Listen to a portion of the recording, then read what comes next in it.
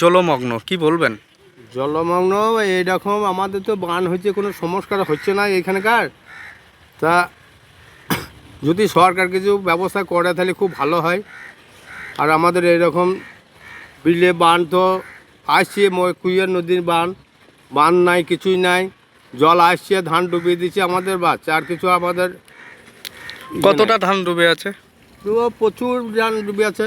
কতটা চাষি জমি হবে মোটামুটি চাষ সেই হিসাব করা যাবে? আইডিয়া? কত আইডিয়া বলতে পারবো হাগো। কতদিন থেকে ডুবে আছে? এই 5 দিন হইল। 5 দিন থেকে ডুবে 5 আছে? দিন ডুবে আছে। মানে এইটা তো গ্রামে তো এখন জল ওঠেনি। না, গ্রামে জল ওঠে নাই, গ্রামে সব ডাঙা করেছে, পুরি বলে জল ওঠে নাই, আলো জল উঠে গেতো। মানে আশপাশ পুরো জলমগ্ন নাকি? হ্যাঁ, আশেপাশে সব পুরো জলমগ্ন, সব ধারে ধারে সব ধান। আমাদের সব যে হলে চাষি উপযুক্ত জায়গা, এখানে কিন্তু চাষ আমাদের হচ্ছে না। ধানটাই নষ্ট হয়ে যাচ্ছে, যেটা ফসল সেইটাই আমাদের নষ্ট হয়ে যাচ্ছে।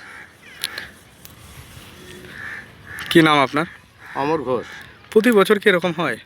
হ্যাঁ, প্রতি বছরই এরকম হচ্ছে। কুইয়ের নদীর কোনো বান নাই, কিছু নাই, জল ওপর থেকে আসছে আর আমাদের ডুবিয়ে শুধু মারছে।